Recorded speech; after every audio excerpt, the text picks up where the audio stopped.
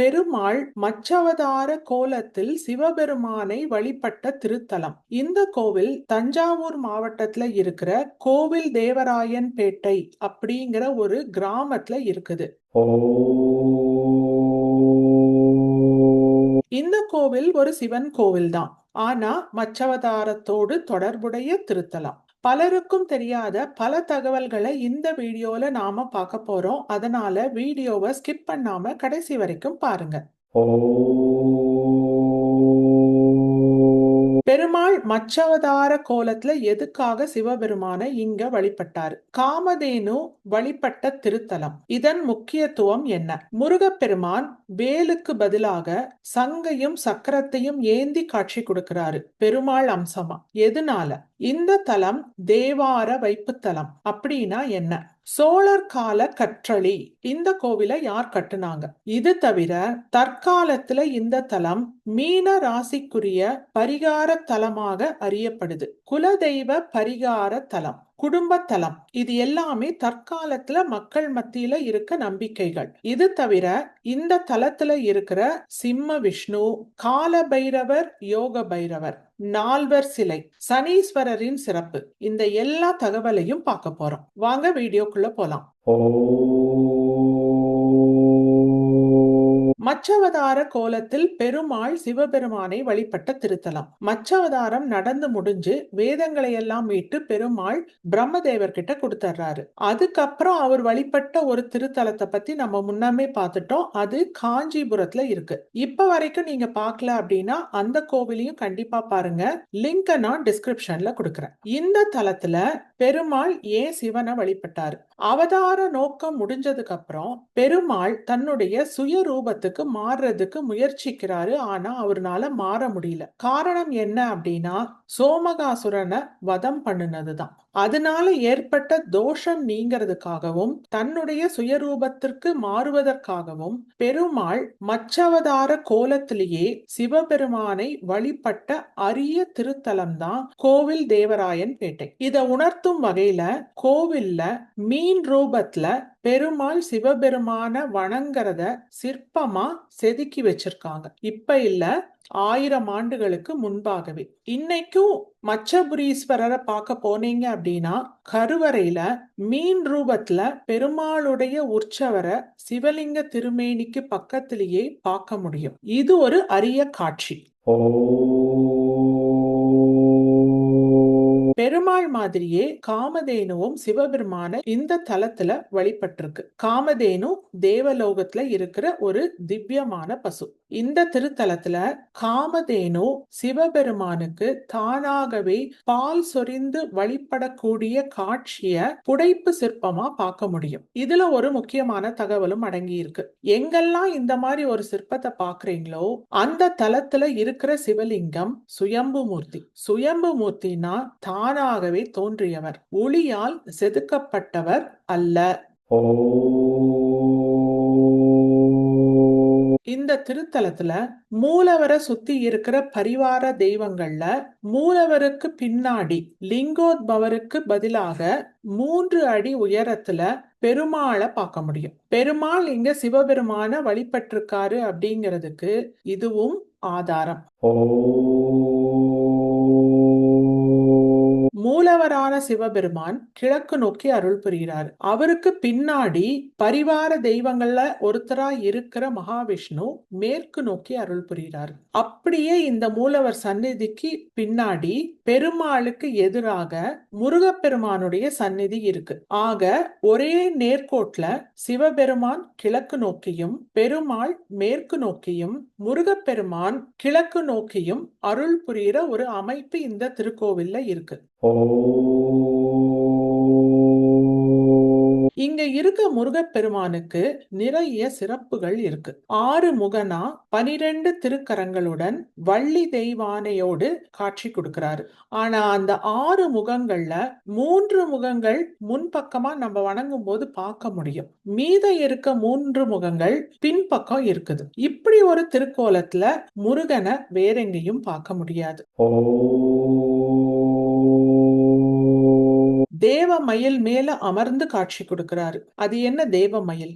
தேவேந்திரனே மயில் ரூபத்துல சில தலங்கள்ல முருகப்பெருமானுக்கு சேவை பண்றாரு. அந்த மாதிரி இருக்கிற திருத்தலங்கள்ல தேவமயில் மேல முருகப்பெருமான் காட்சி கொடுப்பாரு. இது எப்படி கண்டுபிடிக்கிறது? சூரபத்மனை வதம் பண்ணினதுக்கு அப்புறம் சேவல் கொடியாகவும் தன்னுடைய வாகனமான மயிலாகவும் முருகப்பெருமான் மாத்திக்கிறாரு. பொதுவா எல்லா தலங்கள்லயும் அசுர மயில் மீதுதான் முருகப்பெருமான பார்க்க முடியும். அசுர மயில் அப்படின்னு சொல்றது அந்த தலங்கள்ல எல்லாம் சூரபத்மன் தான் மயிலா இருக்காரு.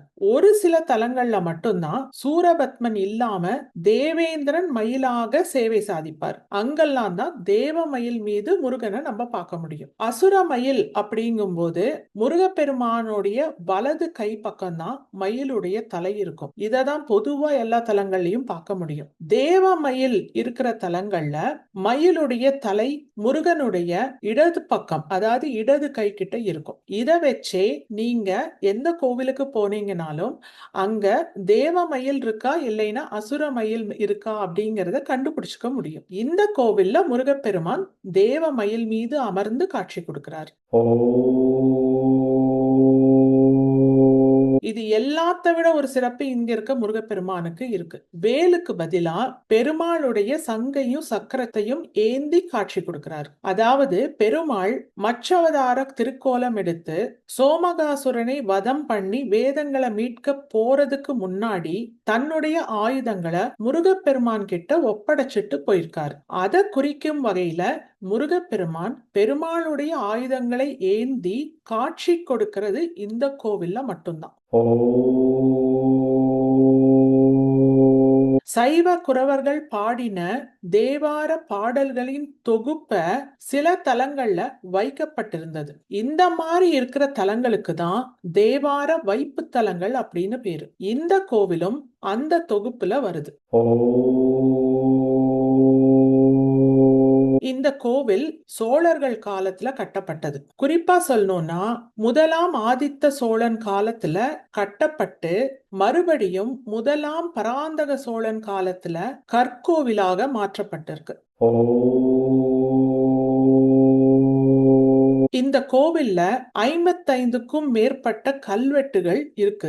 முதலாம் பராந்தக சோழன், முதலாம் ஆதித்த சோழன், உத்தம சோழன், ராஜேந்திர சோழன், வீர ராஜேந்திர சோழன் இவங்களுடைய கல்வெட்டுகள் அதிக அளவுல இருக்கு. ஹொய்சால மன்னர்கள்ல குறிப்பா சொல்லணும்னா வீர ராமநாதன் அப்படிங்கிற மன்னனுடைய கல்வெட்டு இந்த கோவில்ல இருக்கு. இந்த கல்வெட்டுல கொடைகள் பத்தின தகவல்கள் நிறைய இருக்கு.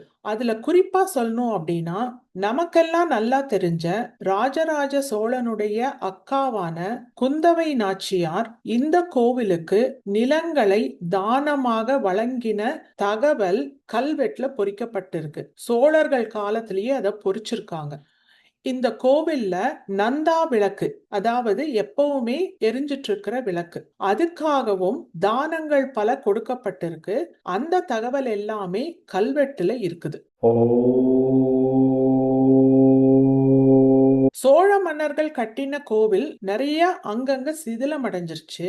அத அடித்தளம் எவ்வளவு தூரம் நல்லா இருக்கோ அத அப்படியே அந்த சோழர் கட்டிட கலைய வச்சுட்டு அதுக்கு மேல இப்ப இருக்கிற முறைப்படி இந்த கோவிலை கட்டியிருக்காங்க. அதனால சில இடங்கள்ல அக்கால கட்டிடம் இக்கால கட்டிடம்னு இரண்டும் கலந்த மாதிரிதான் இந்த கோவிலை இன்னைக்கு நாம பாக்குறோம். பெருமாள் இங்க மச்சவதார கோலத்துல சிவபெருமானை வழிபட்டு தன்னுடைய சுயரூபத்திற்கு திரும்பினதுனால இந்த தலம் மீன ராசி மக்களுக்குரிய பரிகார தலமாக இந்த காலகட்டத்துல அறியப்படுது. குலதெய்வ வழிபாட தொடர முடியாம போயிட்டாலோ இல்லைனா குலதெய்வத்தை வழிபடாமையே இருந்துட்டாங்கனாலோ இங்க வந்து மச்சபுரீஸ்வரரை வழிபடுறதுனால அந்த தோஷமெல்லாம் நிவர்த்தியாகி மறுபடியும் குலதெய்வ வழிபாட்டை தொடர முடியுது அப்படிங்கிற நம்பிக்கையும் மக்கள் மத்தியில தற்காலத்துல இருக்குது. இங்க பெருமாள், சிவபெருமான், முருகன் எல்லாருமே இருக்கிறதுனால இந்த தலம் குடும்ப தலம் அப்படின்னு அறியப்படுது.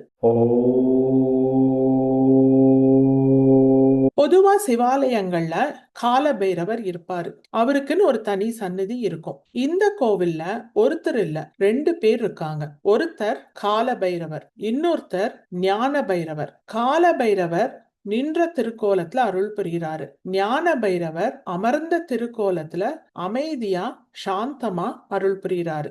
இப்படி 2 பைரவர்களும் பக்கத்து பக்கத்திலேயே காட்சி கொடுக்கிறது, அதுவும் ஒரே தளத்துல காட்சி கொடுக்கிறது அப்படிங்கிறதும் மிக அரிய திருக்காட்சி.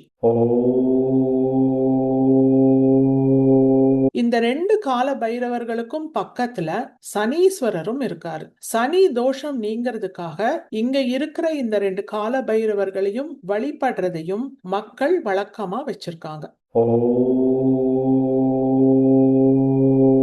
சைவ குரவர்கள் 4வருக்கும் இங்க தனித்தனி சிலைகள் இருக்கு. அந்த 4 சிலைகளுக்கும் பக்கத்துல சிம்ம விஷ்ணு சிலையும் இருக்கு. சிம்ம விஷ்ணு நரசிம்மரா தகவல் தெரியல, ஆனா முகம் நரசிம்மர் மாதிரி சிம்ம முகமா தான் இருக்கு.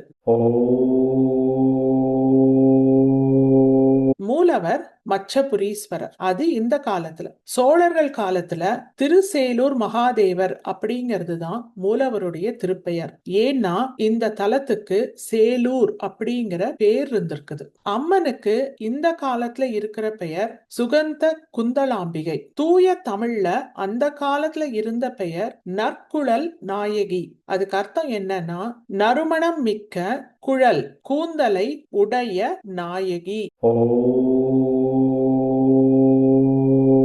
பல மச்சவதார தலங்களை பார்த்துட்டோம். அடுத்த வார வெள்ளிக்கிழமை கூர்மவதார தலங்களை பத்தி பார்க்க ஆரம்பிக்கலாம். நம் தேடல் தொடரும். அதுவரை இணைந்திருங்கள்.